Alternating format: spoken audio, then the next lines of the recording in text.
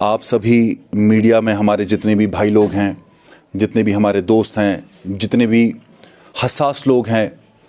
जितने भी democratic process में बिलीव करने वाले आप सब लोग हैं, जो डेमोक्रेसी का एक फोर्थ पिलर है, आप सब लोगों का बहुत बहुत शुक्रिया कि आप सब लोगों ने जहमत की और यहाँ पे आके हमारी बात सुनने की जो आपने ये एक पहल किया, हमेशा करते रहते हैं, इसके लिए बहुत बहुत शुक्रिया आपका। आज की जो प्रेस कॉन्फ्रेंस है ये स्पेसिफिकली डीडीसी इलेक्शंस के लिए अपनी पार्टी की तरफ से एक ऑफिशियल प्रेस कॉन्फ्रेंस हम देने के लिए जा रहे हैं। जो ऑफिशियल प्रेस कॉन्फ्रेंस होगी, जो हमारा पक्ष, जो हमारा जिस मुहिम के साथ में, जिस मैनिफेस्टो के साथ में, जिस जोश के साथ में, जिस वलवले के साथ में हमारे तमाम कैंडिडेट्स ने डीडीसी के इलेक्शंस में पार्टिसिपेट किया, हिंदुस्तान की जो हमारा जमहूरियत की जिसे हम ईद कहते हैं, इलेक्शंस को उसमें पार्टिसिपेट किया, बढ़ चढ़ के हिस्सा लिया, आम लोगों ने हिस्सा लिया। और जो अभी किश्तवाड़ में 19 तारीख को वोटिंग होने के लिए जा रही है, जिसके लिए हम सब लोग मेहनत कर रहे हैं, उसके बारे में हमें आपसे कुछ चीज़ें आपके सामने लानी थी। आप लोगों के ज़रिए से, आप लोगों के ज़राए से वो बातें, कुछ ऐसी बातें जो नेशनल कॉन्फ्रेंस के बारे में, पीडीपी के बारे में और बीजेपी के बारे में, उनकी आज तक की कारकर्दगी क्या रही है, आगे के लिए वो किस हक से वो वोट मांगने के लिए लोगों से जा रहे हैं, उसके बारे में आज की हमारी ये प्रेस कॉन्फ्रेंस है। मुद्दे, अगर आप मुद्दों की बात करें, सबसे पहली बात यह है कि हमारी पार्टी की जो क़यादत है, जो अल्ताफ़ बुखारी साहब की क़यादत में हमारी पार्टी ने इलेक्शंस को लड़ने के लिए जा रही है, हमारी पार्टी का सबसे बड़ा एक जो मैनिफेस्टो है वो ये है कि लोगों को बेवकूफ़ बनाए बिना, लोगों को झूठे ख्वाब दिखाए बिना, लोगों को झूठी बातें बताए बिना, सच्चाई की बुनियाद पे, सच्चाई के असूलों को आगे रख के, सच्चाई की बुनियाद पे एक ऐसी इमारत खड़ी की जाए, एक ऐसी इमारत जिसमें ऐसी हकीकी बातें हों, ऐसी बातें हों जो सही में अगर आप मेहनत करें तो बातें अचीव हो पाएँ, अचीवेबल गोल्स की बातें करते हुए। हमारे मुद्दे और हमारे मसले मसाइल बहुत ज़्यादा है, लेकिन चूंकि एक शख्स, एक पार्टी एक ही वक्त पे सभी मसले मसाइल का हल नहीं कर सकती, तो हमारे डीडीसी के मैनिफेस्टो के हिसाब से जो हमारे मेजर मसले वो ये हैं कि पिछले तकरीबन गालिबन 40 साल यहाँ पे एक पर्टिकुलर पार्टी नेशनल कॉन्फ्रेंस हुकूमत में रही। नेशनल कॉन्फ्रेंस वो मंत्री भी रहे, वो एमएलएज रहे, बहुत ऊंचे ऊंचे ओहदों पे वो फाइज रहे, गामजन रहे। उसके बाद में नेशनल कॉन्फ्रेंस के जाने के बाद में लोगों ने बदलाव चाहा, हर किसी ने बदलाव चाहा, तो एक उम्मीद की किरण लोगों को दिखी बीजेपी में, और लोगों ने बीजेपी को उस वक्त सपोर्ट देके बीजेपी उस वक्त इलेक्शन जीत गई यहाँ पे। लेकिन बीजेपी ने भी पिछले जो मेरे ख्याल में 4 या 4.5 साल, तकरीबन 4.5 साल की उनकी हुकूमत रही, मंत्री भी रहे, बहुत पावरफुल मिनिस्टर रहे, उनके लोग यहाँ पे एडमिनिस्ट्रेशन में भी रहे, लेकिन वो यहाँ पे ग्राउंड सतह पे कुछ कर नहीं पाए। आप पीडीपी की बात करें तो पीडीपी का एक एमएलसी भी रहा यहाँ पे, पीडीपी भी काफ़ी गवर्नेंस का हिस्सा बनी, लेकिन वो ग्राउंड सतह पे कर नहीं पाए। आप गलियों की हालत देखें, आप हमारे मंडल का, जिस स्पेसिफिक कॉन्स्टिट्यूंसी के बारे में हम बात कर रहे हैं, आप मंडल के हालात देख लीजिए, आप लिंक रोड्स की हालत देख लीजिए, आप हमारी गलियों की हालत देख लीजिए, आप पंचायतों की हालत देख लीजिए, आप स्कूलों की हालत देख लीजिए। अगर आप हॉलर की बात करें, नेशनल कॉन्फ्रेंस जिसका ये दावा है कि हॉलर हमारी जेब में है, हम डंके की चोट पे, नेशनल कॉन्फ्रेंस जो कहती है हम डंके की चोट पे हॉलर वालों हमारे जेब में हैं, और हमारे को जी हॉलर के वोट आज तक मिलते आए हैं, वो हमारा स्ट्रांग होल्ड है, वो हमारा फुट है, हम वहाँ से जी वोट लेंगे। मैं हॉलर के लोगों से ये कहना चाहता हूँ, मेरे भाइयों, आप नेशनल कॉन्फ्रेंस और बीजेपी वाले जो भी आपके पास आ रहे हैं, आप उनसे सिर्फ ये पूछे वो किस हक से आपके पास वोट मांगने के लिए आ रहे हैं। आपने उन्हें क़यादत दी, आपने उन्हें हुक्मरानी दी, क्या उस हुक्मरानी के फ़र्ज़ फ़राइज़ जो थे, क्या उन्हें वो ज़मीनी सतह पर निभाए?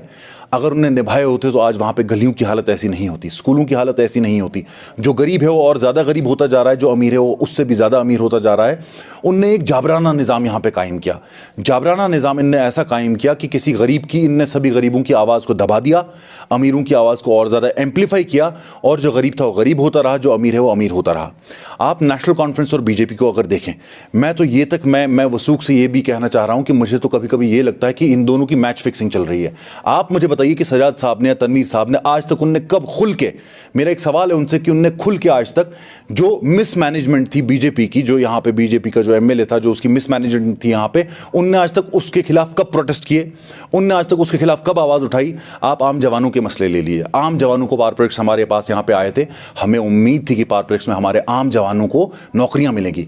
उम्मीद लगाए बैठे था किश्तवाड़ का हमारा जवान, हमारा बुजुर्ग, क्या पावर प्रोजेक्ट आया है। जैसे डूलस्ती पावर प्रोजेक्ट जब आया था उस वक्त यहाँ पे बहुत ज़्यादा लोगों को राहत मिली थी, ये लोग भी सोच रहे थे हमें राहत मिलेगी, लेकिन आप मुझे बताइए वहाँ पे अगर आज भी पर्ची निज़ाम चल रहा है, एक पार्टी है वो साफ साफ दावा करती है कि पावर प्रोजेक्ट में वही लगेगा जो हमारे साथ वाबस्ता हो। दूसरी पार्टी है जो ये कहती है कि भाई उनने नेशनल कॉन्फ्रेंस ने एक आध प्रोटेस्ट किया। प्रोटेस्ट करने के बाद में मैं नेशनल कॉन्फ्रेंस में लोगों तक की बात पहुंचाना चाहता हूं कि यहां तो पावर प्रोजेक्ट में वो लोग लग रहे हैं जो बीजेपी से वाबस्ता हूं, वहां पे कुछ लोग ऐसे हैं, पावर प्रोजेक्ट के कुछ ऐसे ऑफिसर्स हैं जो दिन दहाड़े लोगों से कह देते हैं कि भाई आप बीजेपी वाले का किसी का लिखवा के लेके आओ तब हम आपकी नौकरी लगाएंगे। मैं अपनी पार्टी की तरफ से, अपनी क़यादत की तरफ से, वो लोग जो हमारे साथ जुड़े हुए हैं, जो हमारे हाथ में हाथ डाल के बैठे हुए हैं, मैं उन सब लोगों की तरफ से उन्हें वार्न करना चाहता हूं, पावर प्रोजेक्ट अथॉरिटीज़ को, कि अगर उनने यही हालत उनकी रही और उनका यही जाबराना निज़ाम चलता रहा कि वो एक पार्टी की पुष्टपनाही पे आम लोगों के हक को, आम लोगों के फ़राइज़ को बालाए ताक रख के अगर वो एक ही पार्टी को यहाँ पे अपीज़ करते रहे तो वो दिन दूर नहीं। जैसे हमने रेटल पावर प्रोजेक्ट के खिलाफ जब प्रोटेस्ट किया, जब हमने जैसे L&T, जिस वक्त यहाँ पे कंपनी थी L&T के खिलाफ प्रोटेस्ट किया और हमने उन्हें बंद करवा दिया क्योंकि वो एंटी पीपल पॉलिसी की वजह से हमने उन्हें बंद करवा दिया, वो दिन दूर नहीं है कि हम इन पावर प्रोजेक्ट्स को भी हमें मजबूरन बंद करवाना पड़ेगा। दूसरी चीज़, नेशनल कॉन्फ्रेंस ने जी प्रोटेस्ट किया, पावर प्रोजेक्ट्स के लिए नेशनल कॉन्फ्रेंस ने प्रोटेस्ट किया और उसका एंड रिजल्ट ये निकला कि उनके कुछ आला अधिकारी जो हैं, जो उनके बड़े बड़े जो उनके नेतागण हैं, वो नेतागण अपना कंपनी के साथ में सांठ-गांठ करके उनने कंपनी में खुद ठेके पकड़ लिए और उनने अपनी बात को बंद कर दिया। कुल मिला के लोगों की जो उम्मीदें उनके साथ थी जुड़ी हुई, वो भी खत्म हो गई, जो बीजेपी के साथ जुड़ी हुई थी वो भी खत्म हो गई। पीडीपी के बारे में मैं क्या ही बोलूं, पीडीपी में हम भी थे। पीडीपी का दामन हमने इसलिए छोड़ा क्योंकि ये वो पार्टी है जो आई तो बड़े अच्छे आइडियाज़ से थी, लेकिन किश्तवाड़ एक क्लासिक केस है पीडीपी की नाकामयाबी का कि उन्होंने ग्राउंड कनेक्ट छोड़ दिया। ऐसे लोग जो अब दूसरों को बोल रहे हैं आप हम पे कीचड़ उछाल रहे हैं, उन लोगों पे कीचड़ उछालने की क्या ज़रूरत है जो करप्शन के कीचड़ में लिपटे बैठे हैं। आप उनसे उनके घरों के बारे में पूछ लीजिए, उनकी गाड़ियों के बारे में पूछ लीजिए, उनके कमाई के ज़रिए हैं उनके बारे में पूछ लीजिए, आप सीडीएफ के बारे में पूछ लीजिए, आप ट्रांसफ़र जो इंडस्ट्री को उनने यहाँ पे फ़रोख्त ये बढ़ावा दिया, आप उनके बारे में पूछ लीजिए। ये वो लोग हैं जिनकी आपसी सांठ-गांठ है। कुछ लोगों की बेसिस पे आगे आके इलेक्शन लड़ना चाह रहे हैं, कुछ लोग इंटरनल अपनी सांठ-गांठ बनाए बैठे हैं कि तुम हमारे खिलाफ मत बोलना, हम तुम्हारे खिलाफ मत बोलना। मैं चैलेंज करता हूं अपनी नेशनल कॉन्फ्रेंस की यहाँ पे जो क़यादत है वो खुल के क्यों नहीं सामने आते बीजेपी के खिलाफ, जो बीजेपी की क़यादत है वो खुल के क्यों नहीं सामने आती नेशनल कॉन्फ्रेंस के खिलाफ। पीडीपी की क़यादत जो है वो इंटरनली अगर मिली हुई है, अगर वो इस चीज़ को प्रूव करना चाह रहे हैं कि हम मिले हुए नहीं हैं, वो बार बार इस चीज़ को बोलते हैं कि हमारे पास सबूत हैं, हमारे पास सबूत है इन लोगों के खिलाफ, तो आप उन सबूतों को मंजर आम पे लेके क्यों नहीं आ रहे? अगर आप नहीं आ रहे, या तो आप ब्लैकमेलर हैं कि आपके पास सबूत है और उन सबूतों को आगे लेके उनको आप नंगा नहीं करना चाह रहे, या तो फिर आप इस इंतजार में हैं कि आपको उन सबूतों पे कौन सबसे बड़ी बोली लगाएगा उसी को सबसे ज्यादा पैसा दिया जाएगा। कहने का मकसद एक है, अपनी पार्टी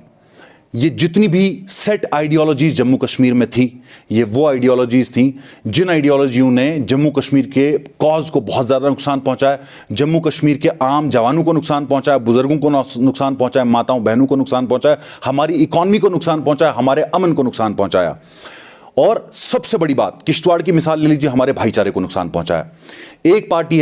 एक पार्टी बीजेपी निकल रही है, वो अपनी रैशनलाइज वो बात करती है, पोलराइजेशन की वो बात करती है, वो सबको ये बोल रही है कि भाई धर्म खतरे में है, धर्म खतरे में है, हमें वोट दीजिए वरना आप जी कुचले जाएंगे, आप तबाह किए जाएंगे। नेशनल कॉन्फ्रेंस निकल रही है, नेशनल कॉन्फ्रेंस का इस वक्त सबसे बड़ा है, आपको अगर इस चीज़ का जवाब देना है, बाबरी का जवाब देना है, यहाँ का जवाब देना है, वहाँ का जवाब देना है। भाई अगर आप बाबरी मस्जिद का जवाब लेना चाहते हैं, अगर आप बाबरी मस्जिद के जो बेहुरमती हुई बाबरी मस्जिद के साथ में जो हम जिसके बिल्कुल खिलाफ हैं, अगर आप उसका बदला लेना चाहते तो मेरे भाइयों आपने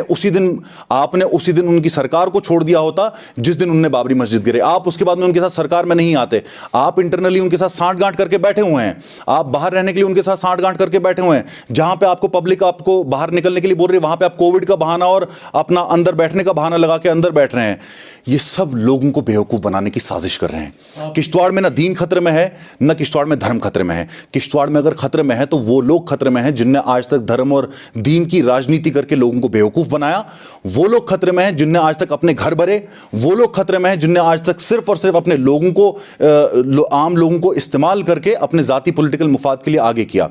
अपनी पार्टी की तरफ से मैं सब लोगों को एक मैसेज देना चाहता हूं,